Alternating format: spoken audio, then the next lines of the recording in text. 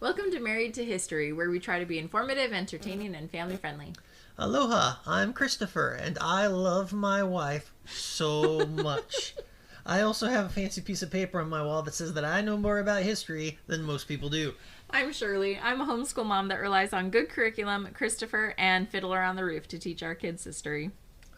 Fiddler on the Roof. I miss Tevye. Hey, honey, I have a history question for you. I love history questions. My question is something that's actually near and dear to my heart, and this episode is going to be coming out, I believe, the week after Mother's Day. If this is about Ben Franklin. What? Because you said near and dear to your heart. We're not going to talk about Ben Franklin. Okay. Hey, but it is something that's near and dear to my heart, and it's coming out after Mother's Day. Okay. And our kids tease me all the time that the only identity I have is a mother. That's true. So I must know, why do historians hate mothers? What? You never read about women in history, and if you do, it's like the standout ones who get in the history book because they did something like a man, like Joan of Arc. We never hear about your average mom in history. All right. So, honey, tell me about an average man in history. I don't know. Oh, okay. So Soldier. It's not just women. If they were average people don't get recorded in history. Now, I think you are hitting on something rather new there. It is true that history has ignored, or rather that there have been a lot fewer occasions where women have been recognized for something notable that they did. But as I think you just verified for me, and I thank you for that, we don't record average people. I think that you are a good person. Thank you. I think that I am a alright person. Yeah. But I highly doubt that our names are going to be read in the history books of students even 50 years from now. Yeah. I highly doubt that because as yet I wouldn't say that you and I have done anything that makes us stand out amongst a large enough group of people that has had a large enough impact on an entire culture, society, or whatever you want to say, to warrant recognition by the next generations on. Outside of our grandchildren, is anybody going to even remember we existed? I mean, maybe if we wrote really good journals and we made sure that they were preserved for our kids. So, it is definitely, without a doubt, the case that most of the societies, most of the cultures that human beings have had throughout history have been male-dominant, male-led. That means that women, that it's not that women weren't capable of standing out. It's that the systems were pretty much put into place where if ever there was a time for somebody to stand up, to be recognized for a great thing, more often than not, it was a man who was in that position. But that then means that those few women that we have were even more awesome than a lot of those men. Because not only did they do something cool that made them stand out, they were able to do it in a time and in a place where they were not supposed to be given that opportunity, to say nothing of being recognized for it. Right. I'm going to pick on Star Wars fans for a love here, because I'm a Star Wars fan myself. Okay. Admiral Thrawn is, if I remember correctly, considered one of the best admirals in the Imperial fleet because... I have no idea. Because he is the lone alien in the Imperial Admiralty. Okay. The Empire, I didn't know this, but somebody who was a bigger fan of Star Wars than I was when I was a younger kid told me that. The Empire, they didn't have any alien admirals. They didn't like aliens very much. So if Thrawn is an admiral in the Imperial Navy, that means that, he's that good. Because he had to get through all that stigma to get to his position nonetheless. So yes, I would argue that the few women that we know about in history, a lot of them are better, I think, or at least stand out, super awesome, there we can say, than a lot of the men that we know of in history as well. That makes sense. I'll pick on what I think is an easy one, Aaron Burr. Almost everybody knows who Aaron Burr is. Yeah. Aside from killing Hamilton, if it hadn't been for killing Hamilton, I doubt that man's name would be in most of the books that we have today. Fair. I think it is fair to say that Elizabeth I, far more awesome than Aaron Burr. Bold. Like I said, that's an easy one, though. But she wasn't a mother, and I'm saying historians don't care about mothers, and they completely ignore mothers. Okay, so you got me there. That's a fair point. All right. So, she was famously not a mother. All right, you got me there. I did not pick the best of examples. So, well, this brings us to what I would call an unfortunate thing that I think is still very much true in our culture today. Okay. The idea that for women to be successful, I am not saying that this is a truth. I'm saying that this is a cultural thing that is largely supported, and it has been supported throughout history. The idea that, okay, if women are going to stand out, are going to do these great and grand and glorious things that men typically get the credit for, then they can't be mothers, or they have to give up that idea of motherhood. But women can do it all. I'm not saying they can't. I'm saying that I am the first to say that our culture is not perfect. But this is something that has been part of every culture that I can think of off the top of my head. The idea that, okay, women, it has been the predominant culture throughout history, I believe, that women's primary point is to be the caretaker, the nurturer, to be in the home, because women are the ones that can have babies. Yeah. And if a woman wants to step away from that, if she wants to do something that is outside of those traditional rules, then the argument is made that she is not allowed to therefore be a mother. It's kind of like that old thing where you're not allowed to do both. You gotta choose your side, pick one or the other. You can't do both. If you try to do both, you're gonna suck at both of them. You're gonna stink. Sorry. You're gonna not be good at both of them. Pick one or the other. Yeah. And I think it is true that a lot of women, not all, but a lot of women who are doing those things that have traditionally been man's roles, that are CEOs of companies, that are prominent politicians, that are leaders and empresses, and some powerful thing that gets them a lot of attention and glory. I think a lot of them have chosen not to be mothers, either not to have kids in general, or they hire nannies and whatnot to take care of their kids because they have that ability. Usually they're upper class anyways. And again here, I want to make sure that I'm being clear of this. I am not saying that these women are bad women. I am not saying that this is a bad choice to be making. I'm pretty sure that's what you said. I heard what you said. That is not what I said. But this tends to be the thing that we can observe. There are some women who just because I can't think of one off the top of my head, there are some women I'm pretty sure who have been able to make it work. And there are some women that choose to do both and have some measure of success in both of them. But Queen Victoria. She had a million children, but she hated being pregnant, and I'm pretty sure she had like major postpartum depression. She didn't raise her babies. so I had an example, but I don't have an example. You started that like it was going to go against my point, but you kind of verified that, okay, so she chose not to be a mom, but to be the queen instead. That doesn't mean that she didn't give birth to children, but she chose not to be their mom. I don't know. Okay, so there are lots of women in history who have done some pretty awesome things, and there are lots of average women who have been there during great things as well. We talk about it like it was a token thing, but there were plenty of times throughout history where women have picked up the sword, where women have picked up the gun and fought in armies, in the American Revolution, in the Civil War, in just about every war that America's fought. It's gotten harder, I think, as time has gone by, because it's harder to just put on some mud on your face and wear some like loose-fitting clothes so that the guys around you can't tell. But actually, no, I'm going to take that back. Today, women don't have to. Women are allowed openly in the military. They don't have to hide and disguise themselves as a man. Women have been players, pieces on the board throughout all of history. The fact that there are fewer women that tend to stand out, that tend to become more than just the common piece, again, it's just a case of the societies that we've had throughout time have given women less opportunities to be put into that place. And not every woman that has even been given those opportunities has risen to greatness from it.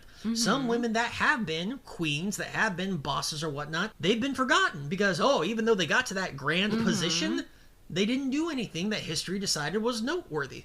Right. Okay. Off the top of my head, I can remember there's one pharaoh that we have reason to believe was actually a woman. Oh yeah, she had to wear a beard and stuff. Yeah, but we aside from like a handful of references to her, we know nothing about her. Odds are that if the historians, so we know that she made every effort to appear like a man during her time, and possibly if she had been more successful about it, we would have no idea. It makes me wonder, actually, how many other people do we know of in time that might have been women, but through time, the legend has been lost. For all we know, King Arthur was actually based on a woman.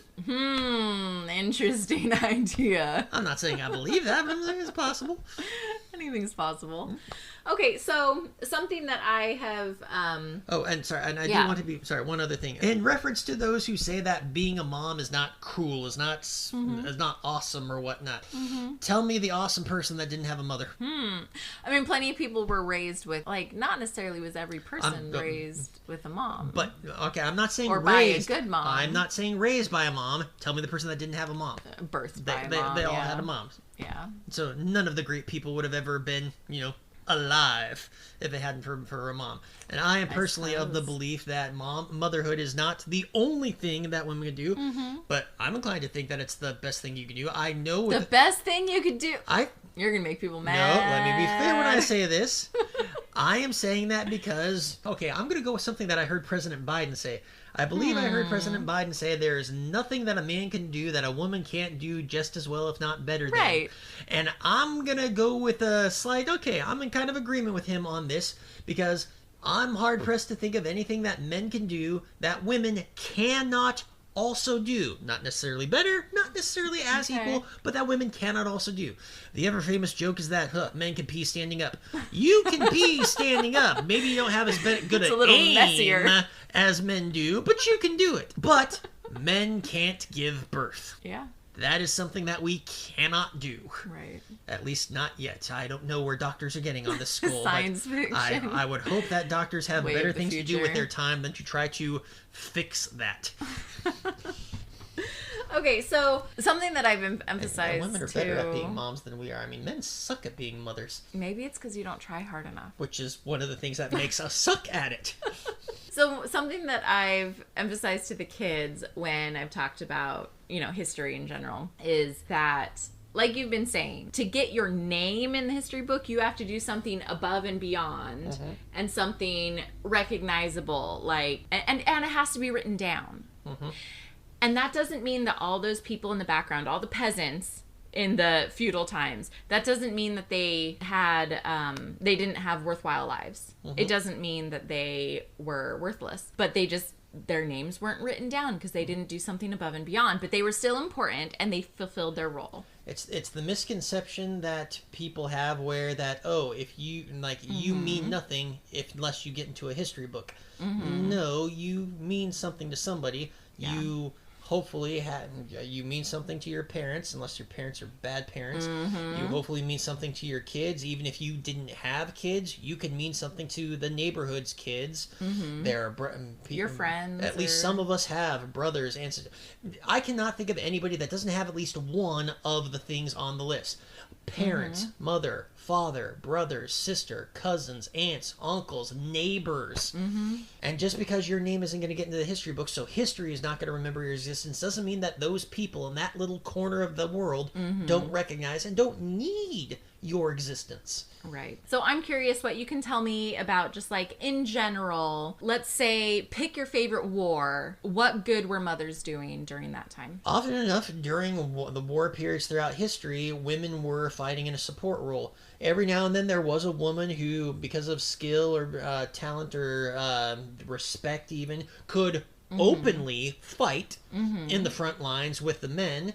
But for the most part throughout history, women have been the ones, the camp followers, if you will. Okay. Sometimes this meant they were prostituting themselves to the soldiers That's to not so keep up great. morale. Sometimes this meant that they were doing the cooking, the cleaning, laundry. Sometimes they were married to a soldier who was in the war, so they followed daddy to work. Just take your family to work with you. Hey. Gosh. Women have Into often war. done a supporting role. And this is important because even though, once again, in support roles, you tend not to get a lot of recognition. People recognize that, Elon Musk is this awesome guy. Nobody recognizes that Sheila, I'm making up the name, I don't know if anybody named Sheila I actually don't works know. for him, that Sheila in accounting keeps his books in order so that he can do these awesome things. Exactly. If Sheila in accounting was doing a bad job or wasn't there, and Rick, who was an idiot that just coasted his way through accounting school, was doing the books, then Elon might not be anywhere. That's true. Yeah, throughout history, support people have not gotten the recognition that what's the right way to say this? The support group, or the idea that there is support, gets recognition. But yes, the individuals in that support don't get the recognition. Right. But yes, without as you put it, the commoners or the peasants or whatnot, without the average people, then none of the great things get done. The great people often get to where they are because somebody less great than themselves did something that allowed them to get there. Right. But I do want to point out, I asked about mothers and you went straight to support personnel, women, but you were talking about... You asked me about women in military campaigns. No, I asked mothers. I specifically said mothers. I apologize. Yeah, so you went straight to, it would usually be single women as camp followers doing the cooking and the cleaning and whatnot. But what about women who had small children at home? What good did they do during war years? So again, it would depend on your time period, but throughout history, off the top of my head, women who were staying at home, they would still be working on the farm while the man is gone, or managing the farm while the man of the house was gone. There might still be some men left behind working on the land. So they got to take care of the land. They got to be the ones to balance the checkbook while the man is away fighting. They got to still take care of the kids and rear the kids so that they're soldiers for the next round of warfare. Well, that's bleak when you put it that way. No, that's not the best line in there. But yes, somebody still needs to take care of the kids and make sure that they grow up. They do other support roles where throughout history, occasionally wounded have been sent back and stayed in their homes, and the wives or the women left back at home cared for these wounded soldiers in their homes. They still, so I mentioned the farm, so they still are growing the food. They still are weaving the clothing, mending the uniforms. It's very much a support in the logistical role, if not an active in the fighting role. And once again, without all that support, nothing happens. The simplest way I recall somebody telling me once upon a time was that in some Native American cultures, the women had more power, or rather it was recognized that in war women had more power. Because sure, the men are going to go off to fight, but if the women didn't like the idea of the war, all they had to do was say, well, I'm not going to make moccasins for you. Dude. I'm not going to cook your food for you so you have something to eat when you come home. You get hurt out there, I'm not going to take care of your wounds.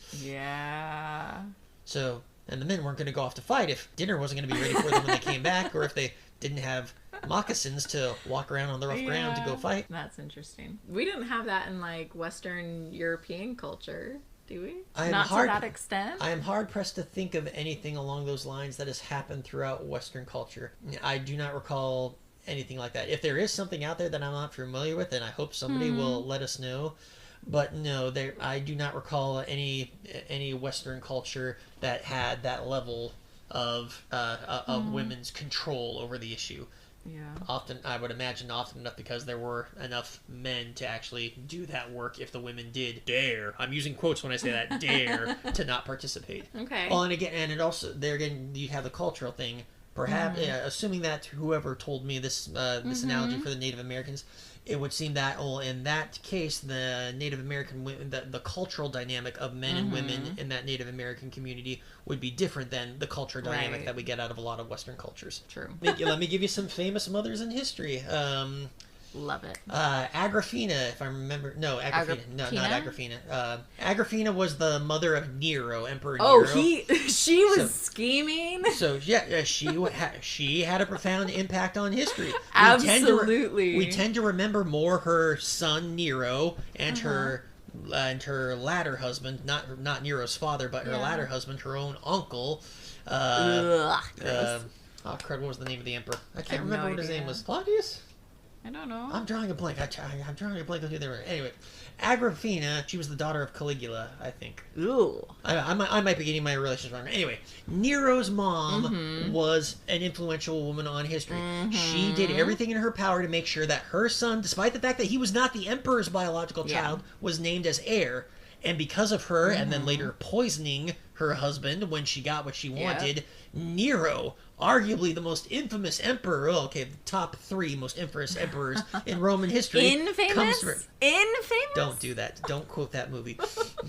It comes to power in Rome. Olympia, I think that was her name, Alexander's mother. Oh, yeah. Kind of the same thing. She was very influential in making sure that her son took over after Philip died, and making sure that her son got a good education and was able to go on to succeed in his lifetime. Cool. Let's see. Okay, so not Elizabeth's mother, because Elizabeth's mother was killed when she was very young, but Elizabeth's stepmothers, at least two of them. I believe Anne of Cleves for the short time. I think all of the last three, more so the last two, were influential in her life. They if I remember correctly from her own journals, her own writings, they were nice. They loved her. They cared for her. She had a bond with them. And yeah, I think they had a positive influence on her.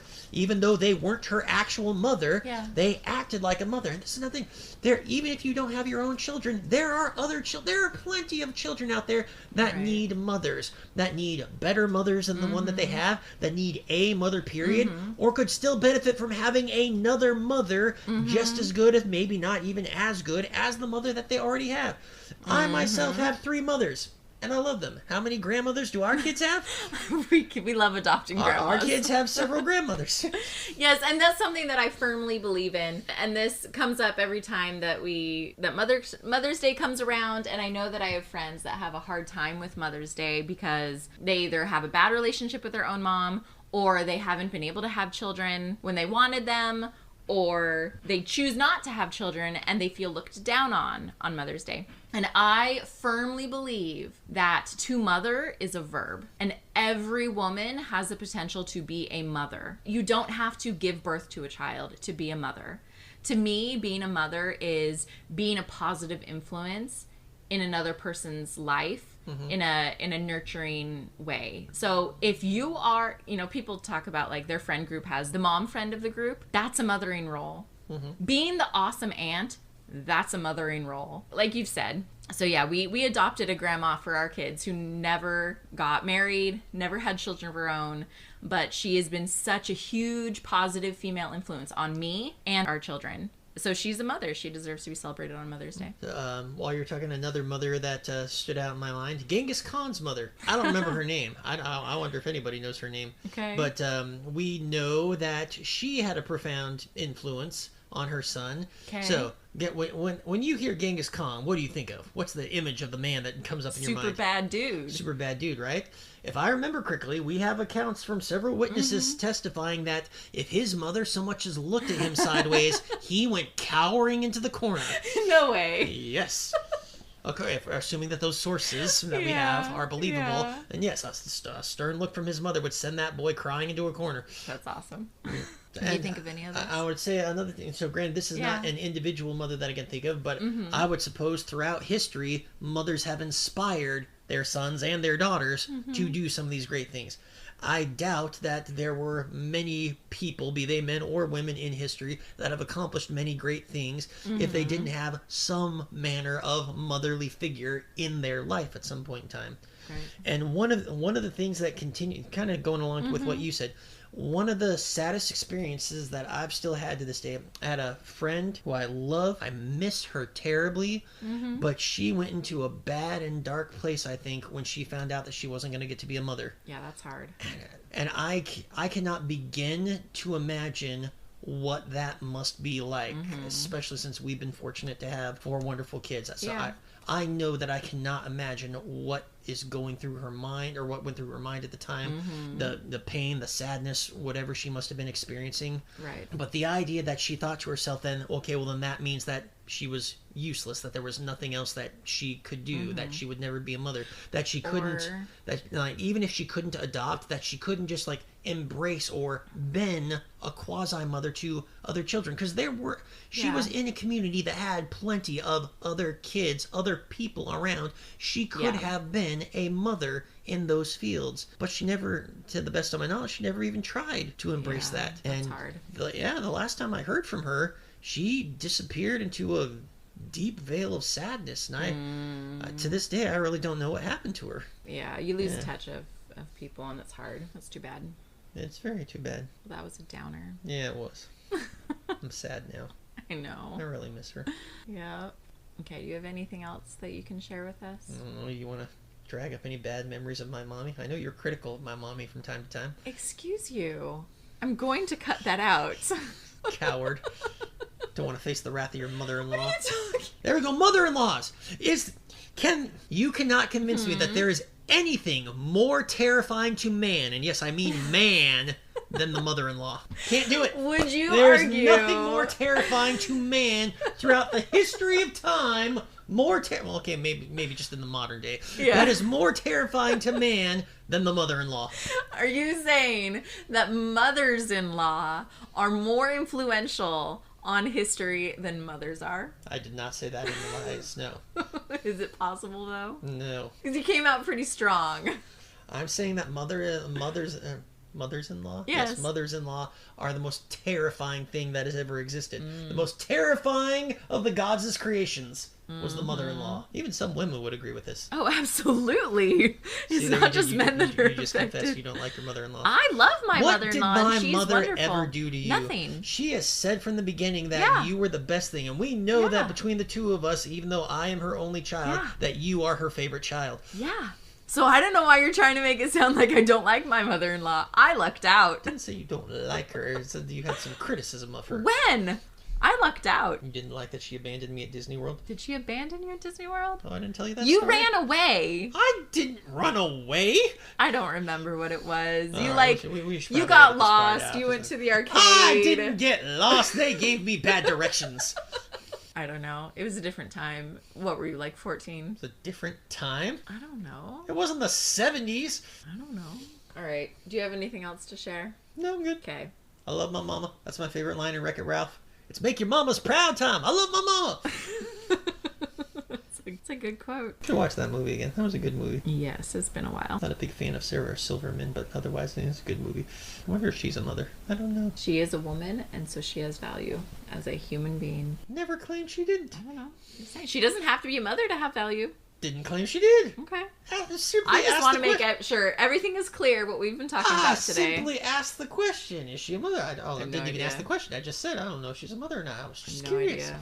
No idea. All right. Thank you for listening. If you liked what you heard, then please subscribe, tell your friends, and leave us a 5-star review. If you'd like to hear a future episode with more information about today's topic, contact Shirley at Gmail, Facebook, Instagram, or TikTok at Married to History Pod. Also, please contact us if you have a silly question idea or if there's something from history that you would love to learn about. Just be sure to specify in your message if it's silly or serious, because we don't want mother-in-laws out there to actually think that they are evil spawns of Satan.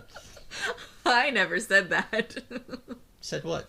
Talk to you next Said time. what, honey? Bye. Bye.